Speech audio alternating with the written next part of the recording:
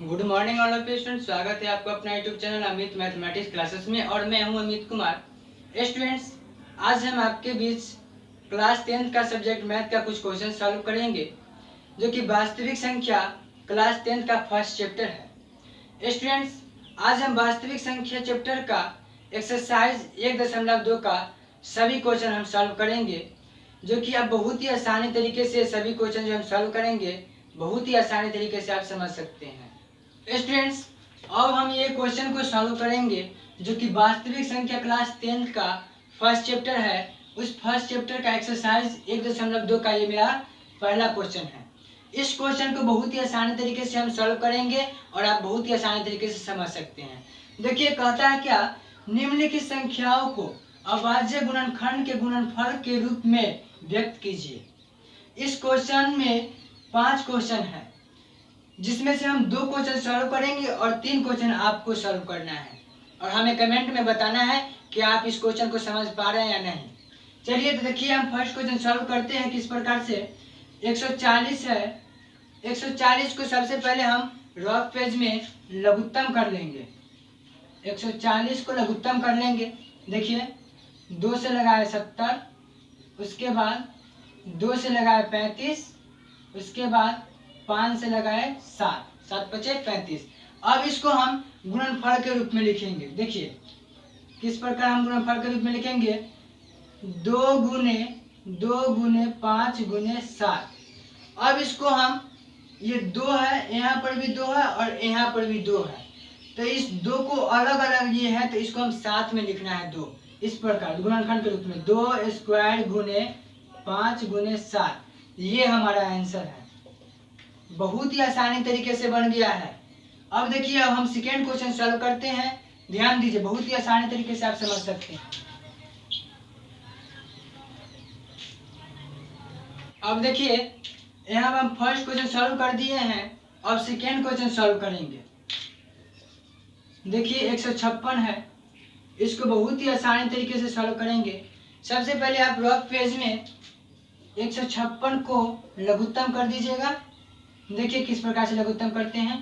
78, उसके बाद 39 और 3 13। इसको हम गुणनफल के रूप में लिखेंगे इस प्रकार, 2 गुने 2 गुने 3 गुने 13। अब देखिए, ये 2 है, यहाँ पर भी 2 है, सेम है, 2 2 आता है, तो इसको हम 2 जगह नहीं लिखेंगे, एक ही साथ लिखेंगे। 2 स्क्वायर गुने 3 गुने 13, ये हमारा आंसर है। स्टूडेंट्स, बहुत ही आसान तरीके से क्वेश्चन बन गया है। ये 2 क्वेश्चन हम आप सॉल्व कर दिए हैं। अब ये 3 क्वेश्चन जो बचा, उस तीनों क्वेश्चन को आपको सॉल्व करना है, और हमें कमेंट में बताइए क्या ये सभी क्वेश्चन जो हम सॉल्व किए हैं क्या आपको समझ आ रहा है या नहीं आ रहा है। अब हम बताएंगे आप लोग को एक्सरसाइज 1.2 का दूसरा क्वेश्चन। ये फर्स्ट क्वेश्चन था, अब सेकेंड क्वेश्चन को हम सॉल्व करेंगे। तो स्टूडेंट्स, अब हम आ चुके हैं एक्सरसाइज 1.2 का दूसरा नंबर क्वेश्चन पे। अब देखिए, इस क्वेश्चन में क्या कहता है, पूर्णांकों के निम्नलिखित युग्मों को एचसीएफ और एलसीएम ज्ञात कीजिए। इस क्वेश्चन में 3 क्वेश्चन है, जो कि इस तीनों क्वेश्चन को हम 2 क्वेश्चन सॉल्व करेंगे। इस तीनों क्वेश्चन में 2 क्वेश्चन हम सॉल्व करेंगे और 1 क्वेश्चन आपको सॉल्व करना है। तो ध्यान दीजिए किस प्रकार से हम ये दोनों क्वेश्चन को सॉल्व करेंगे। देखिए, ये जो है 26 और 91, क्या है, 26 और 91, इसको एचसीएफ और एलसीएम ज्ञात करना है। तो देखिए किस प्रकार से हम एचसीएफ और एलसीएम ज्ञात करते हैं। अपने रफ पेज में 26 और 91 का एलसीएम कर लीजिएगा। देखिए किस प्रकार से करते हैं। सबसे पहले एलसीएम करते समय सबसे छोटी संख्या को लगाएंगे, जैसे 2 से लगाएंगे। 2 से लगाए 13 मरतबे कटा, उसके बाद नहीं कटेगा, कोई से नहीं कटेगा। उसके बाद 2 से नहीं लगेगा, ये 3 से नहीं लगेगा, 4 से नहीं लगेगा, 5 से नहीं लगेगा, 6 से नहीं लगेगा, 7 से लगेगा, अब नहीं लगेगा। तो अब हमें करना क्या है, यहाँ पर 26 लिख लेना है और बराबर का चिन्ह दे देना है। उसके बाद 91 नीचे में लिखना है और बराबर का चिन्ह देना है। अब देखिए 26 में क्या आया है, 26 में लघुत्तम किए हैं, तो 2 गुने 13 गुणनफल के रूप में लिखेंगे। इसमें भी लिखेंगे 7 गुने 13। अब हमें देखना क्या है, जो HCF और LCM आया है या नहीं आया। अब HCF और LCM इसमें हमें पता कैसे चलेगा, जो क्या इसमें HCF आएगा क्या LCM आएगा। तो देखिए, जो बराबर हो, ये 26 में और ये 91 में जो बराबर आया वो हो गया HCF, और जो बाकी बात जो बच गया वो हो जाएगा LCM। तो देखिए ये दोनों मैच करता है, 13 मैच करता है, तो HCF हो गया 13।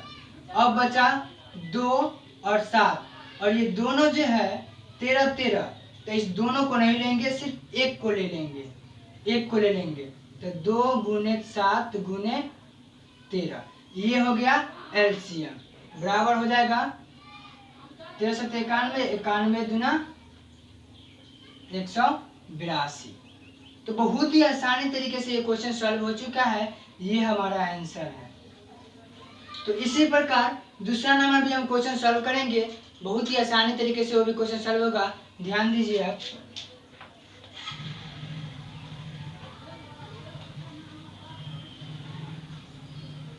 अब स्टूडेंट्स, ये फर्स्ट नंबर क्वेश्चन हम सॉल्व कर दिए हैं, अब ये सेकेंड नंबर क्वेश्चन सॉल्व करते हैं, ध्यान दीजिए। देखिए 510 और 92 को HCF और LCM निकालना है, तो किस प्रकार से निकालेंगे, ध्यान दीजिए। रफ पेज में सबसे पहले 510 का और 92 का LCM कर लेंगे। देखिए 2 से लगाएंगे 255, उसके बाद 2 से नहीं लगेगा, 3 से लगाएंगे 85, और उसके बाद 3 से नहीं लगेगा, 4 से भी नहीं लगेगा, 5 से लगाते हैं 17। ये हो गया 510 का LCM। अब देखिए, अब 92 का LCM करते हैं। 2 से लगाए 46, उसके बाद 2 से लगाएंगे 23, अब नहीं लगेगा स्टूडेंट्स। तो अब करना क्या है, 510 और 92 को ये जो गुणनफल के रूप में लिखना है, 510 और 92 को गुणनफल के रूप में लिखना है। देखिए किस प्रकार लिखते हैं, इस साइड वाला लिखेंगे गुणनफल के रूप में, 2 गुने 3 गुने 5 गुने 17। उसके बाद 92 का गुणनफल में लिखेंगे 2 गुने 23। स्टूडेंट्स अब हमें करना क्या है, ये जो 510 है और 92 है, इस दोनों में से हमें HCF और LCM छांटना है। तो देखिए किस प्रकार से हम HCF और LCM निकालेंगे। देखिए 510 और 92 ये दोनों है, इस दोनों में से HCF और LCM निकालना है।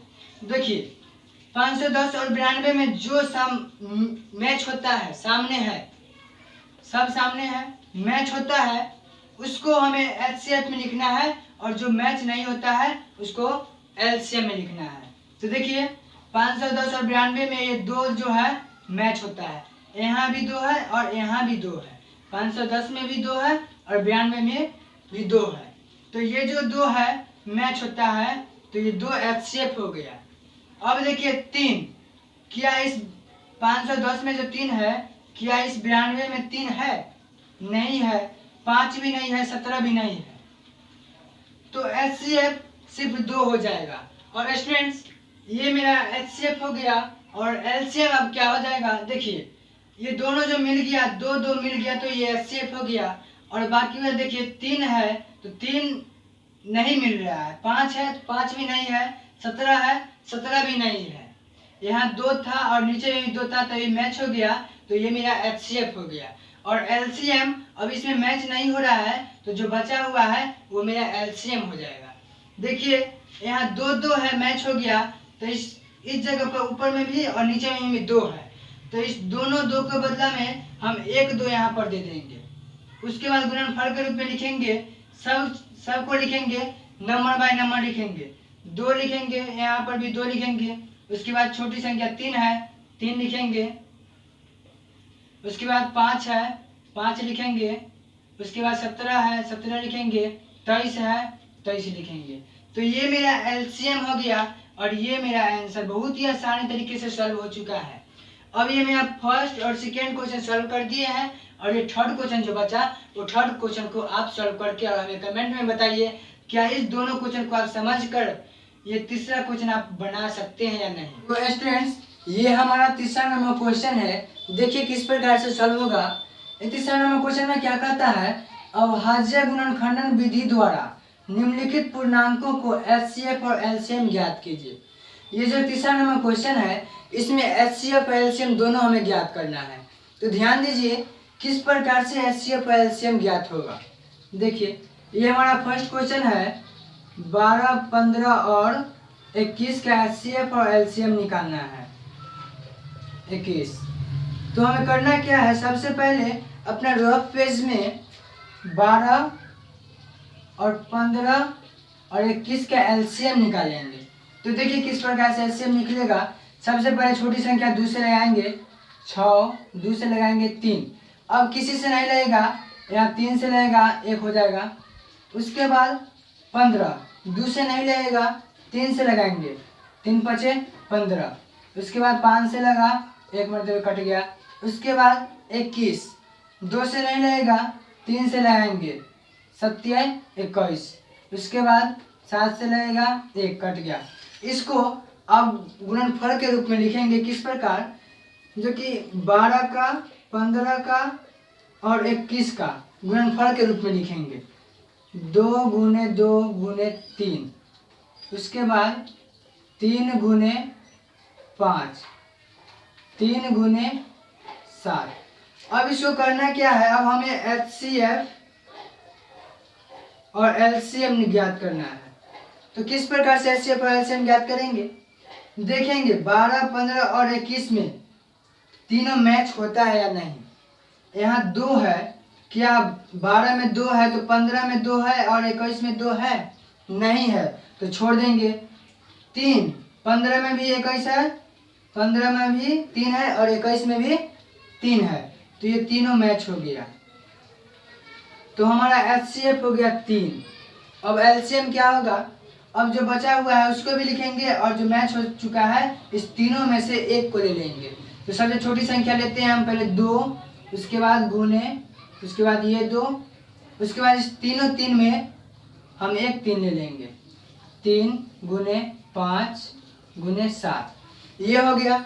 बहुत ही आसानी तरीके से ये मेरा तीसरा नंबर क्वेश्चन का फर्स्ट क्वेश्चन बना है, जो कहता है क्या एचसीएफ और एलसीएम हमें ज्ञात करना था।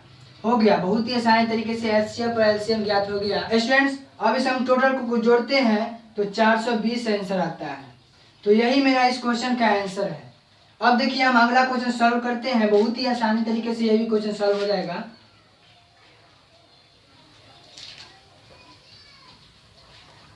स्टूडेंट्स ध्यान दीजिए, अब हम दूसरा क्वेश्चन सॉल्व करेंगे। मेरा फर्स्ट क्वेश्चन सॉल्व हो चुका है, अब सेकेंड क्वेश्चन हम सॉल्व करेंगे और थर्ड क्वेश्चन आपको सॉल्व करना है। देखिए सेकेंड क्वेश्चन सॉल्व करते हैं। 17, 23 और 29 को एचसीएफ और एलसीएम दोनों ज्ञात करना है। तो किस प्रकार से सॉल्व करेंगे, देखिए सबसे पहले 17 का एलसीएम करेंगे, उसके बाद 23 का एलसीएम करेंगे, उसके बाद 29 का एलसीएम करेंगे। देखिए बहुत ही आसान तरीके से ये भी क्वेश्चन सॉल्व होगा। तो स्टूडेंट्स इस 17 का एलसीएम हम करते हैं, ध्यान दीजिए 1 से लगाएंगे 17 मरतबे लगेगा, इसमें भी 1 से लगाएंगे 23 मरतबे लगेगा, 1 से 29। तो एलसीएम 17, 23 और 29 का एलसीएम निकल गया। अब करना क्या है, इसको गुणनखंडन में लिखते हैं 17 का 23 का और 29 का। देखिए गुणनखंडन में लिख रहे हैं, तो इस प्रकार से गुणनखंडन के रूप में हम लिख दिए।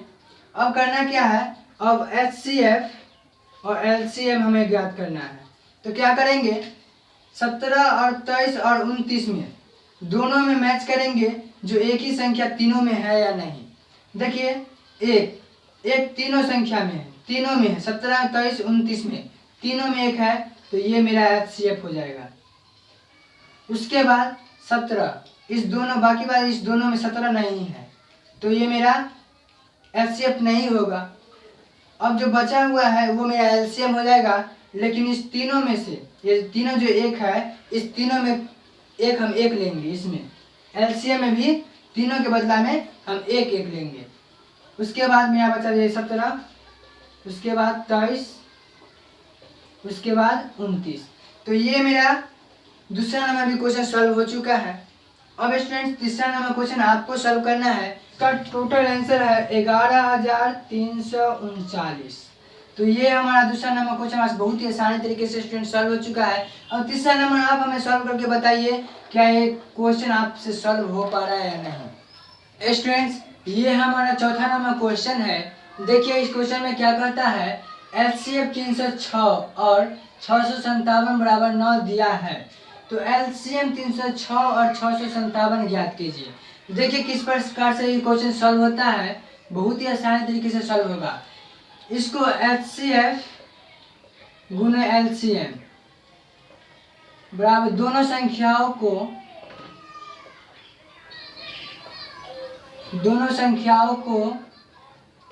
गुणनफल करने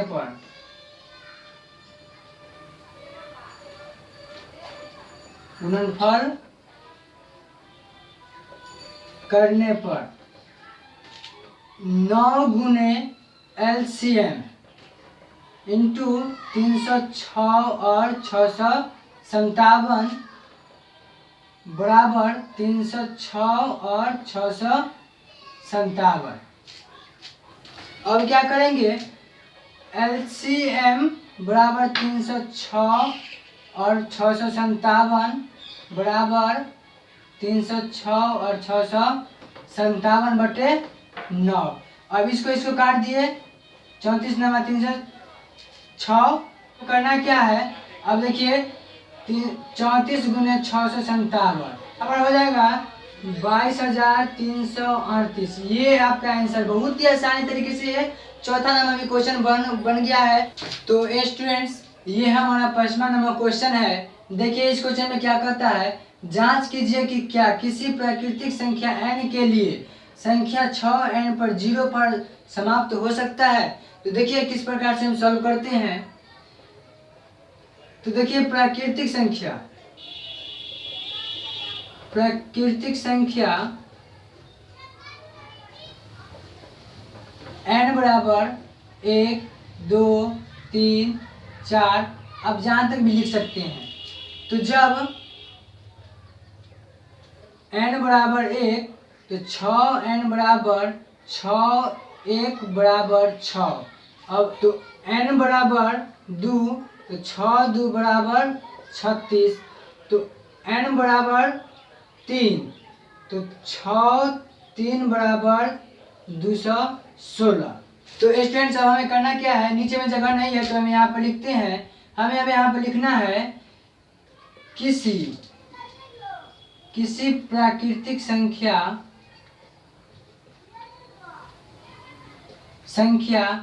n के लिए संख्या 6n संख्या 0 पर समाप्त सभी नहीं हो सकती है। तो ये स्टूडेंट्स ये हमारा पांचवा नंबर भी बहुत ही आसानी तरीके से सॉल्व हो चुका है। स्टूडेंट्स इस प्रकार से अब अगर किसी क्वेश्चन को बनाते हैं तो एग्जाम में बहुत ही अच्छा मार्क्स मिलेगा। तो स्टूडेंट्स इसी प्रकार से क्लास 10 का सभी क्वेश्चन सॉल्व करने के लिए हमारे चैनल में जुड़े हुए रहिए, और वीडियो अच्छा लगे तो लाइक और सब्सक्राइब जरूर करें, और हमें कमेंट में बताइए कि क्या क्लास 10 का क्वेश्चन सॉल्व कर रहे हैं तो आपको समझ आ रहा है कि नहीं।